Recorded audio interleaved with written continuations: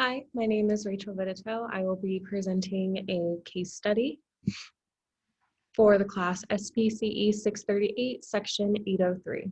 The names and identifying information in this case study have been changed to comply with HIPAA requirements and maintain confidentiality. So, client description for this case study: the client is male. He is 7 years old. He is currently receiving 15 hours a week of group ABA and attends preschool 20 hours a week in a general education setting. His diagnosis is ASD, or autism spectrum disorder, and he was diagnosed at the age of 4. He has received one-on-one ABA services for 1.5 years and group ABA services for 1 year. SLP services for 2.5 years. The behavior of concern being targeted in this case study is property destruction. The operational definition for this behavior is using hands to rip, tear, crumple, break, throw, or swipe items in the environment.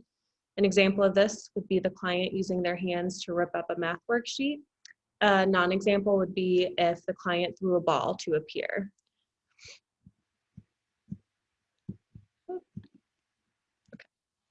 So continuing with the behavior of concern, property destruction, we just discussed the operational definition on the previous slide.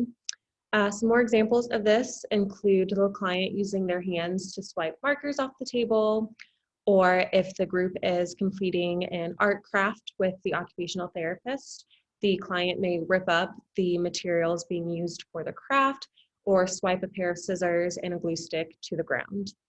Some non-examples include, as previously discussed, throwing appropriate objects such as a ball or a paper airplane. Other non-examples would include ripping up construction paper to complete the craft that's being done by the group. ABC data was collected across 1 week to come up with a hypothesized function. From that ABC data collection, the primary functions identified were escape and/or access.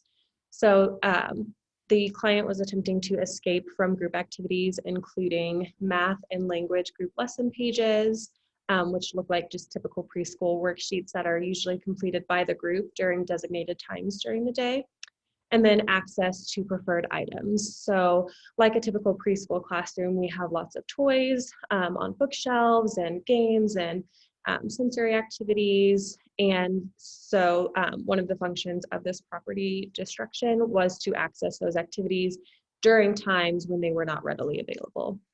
Common triggers, again, are the math and language group lesson pages or activities, and then other group activities such as games or circle time. So the intervention was an antecedent intervention. It's the PREMAC principle, which is also known as like first then statements. So an example of this would be first schoolwork, then free time. This was paired with a DRA procedure, which is a differential reinforcement of an alternative behavior. And so during this intervention, we were reinforcing appropriate group behavior, such as working on group lesson pages, sitting for group activities, participating during circle time. And then we would be not providing reinforcement whenever the targeted behavior was occurring. So ripping up lesson pages, swiping markers off the table. Those would be times in which we would not allow that escape from the activity or access to any reinforcing items. So why was this intervention chosen? This was chosen because it's similar to the contingencies present in schools. So for a lot of preschoolers, it's let's do this craft together and then we're going to take a break, or first math and then we have recess after. It's completing something according to the schedule or teacher's choice, and then access to what you want later in the day. And then it was also chosen because this can generalize to different activities or environments. First then statements can be used in a lot of different ways. And this relates to rule-governed behavior, which is the ability to follow similar rules without having been explicitly reinforced or punished for doing so. So if this client learned first math worksheets and then free time, later on down the road, if he heard something along the lines of first math class and then recess, he would be able to follow those rules based on his similar experience with the first then statements, but without ever having explicit experience with first math class and then recess. So intervention components, materials for this weren't needed. If it were perhaps a younger client, maybe we would have used a token board with 3 tokens to show him like, hey, good job, 1 minute of participating, 1 minute, 1 minute at 3 minutes, you could escape or have access to a reinforcing item. But this client was much older. His toleration was able to be built up pretty fast, so we didn't need a token board or any other materials. The antecedent strategy being used, of course, was the PREMAC principle, or those first then statements related to the activity that needed to be done, and the reinforcement or the escape that was being sought out by the client.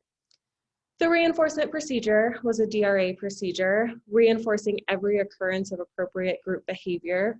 So every time that client attempted to do the worksheet or engaged in appropriate group behavior, he was reinforced by allowing to escape the activity and access a reinforcing item or activity of his choice. At first, we started with 5 seconds, and we slowly built up that duration of engaging in appropriate behavior over time. Reinforcement was escape from the group activity if he desired to do so, and access to client choice. So any games, toys, sensory items that he wanted.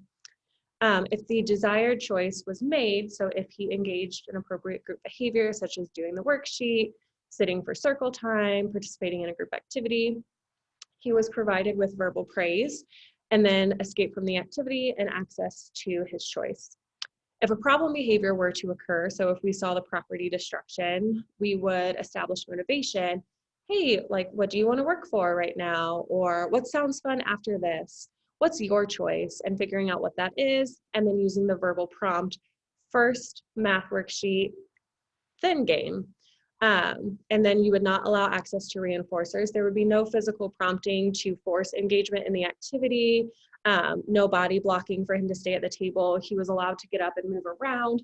We just would not allow access to those items by either sanitizing the environment, moving them to a higher shelf, gently taking them from his hand and saying, hey, redirecting back to the table, first this, then this, and then also offering help.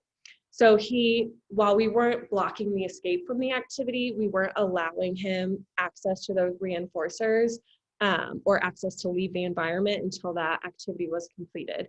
And of course, we were offering help, asking him, do you need help? I can help you, attempting to do a physical prompt with permission. So can I help you start this so we can do this? And then fading. So of course, it's important to fade your prompts and your reinforcement. And so to do this, we extended the amount of time that the client needed to engage in appropriate group behavior until he could complete the full duration of activities. And then also providing access to the client choice on a variable schedule instead of FR of 1. And so, as I stated, we started with 5 seconds of appropriate classroom behavior. So starting that worksheet for 5 seconds, then we built up to 30 seconds, 1 minute, 2 minutes, 5 minutes, 10 minutes. And typically those group activities are around 15 minutes. And we were actually able to build up to that in, I believe, about a week and a half. So he responded very well to this treatment. And then of course, giving a variable schedule of reinforcement for that client choice. So, hey, like, thanks for engaging in math, but it's actually time for a language activity, your choice after, something like that. And that will be later on down the line because that is, of course, a longer duration. That would be about 30 minutes. And outcomes. So the frequency of property destruction was significantly reduced. There was an increase in appropriate classroom behavior. And also we saw an ability to follow novel rules when we used the same first then format, which was awesome. And then were any obstacles encountered? We did struggle to limit the attention from peers. Obviously, all of our kids sit at one group table. There are 6 of them. So when those behaviors were happening, it was pretty difficult to limit attention from peers. And also we saw an increase in the magnitude of property destruction. These were addressed by moving the other clients or peers to the second table in the room and having the targeted clients stay at the table, and a therapist would help them through the behavior. And also we limited the materials that were presented with the demand to kind of maintain safety and reduce his ability to engage in property destruction in a high magnitude. So maybe he was presented with a worksheet or just a marker instead of scissors, glue, marker, paper, all of that, which kind of helped limit the magnitude of the behavior. And here are my references. Thank you for joining me for this case study.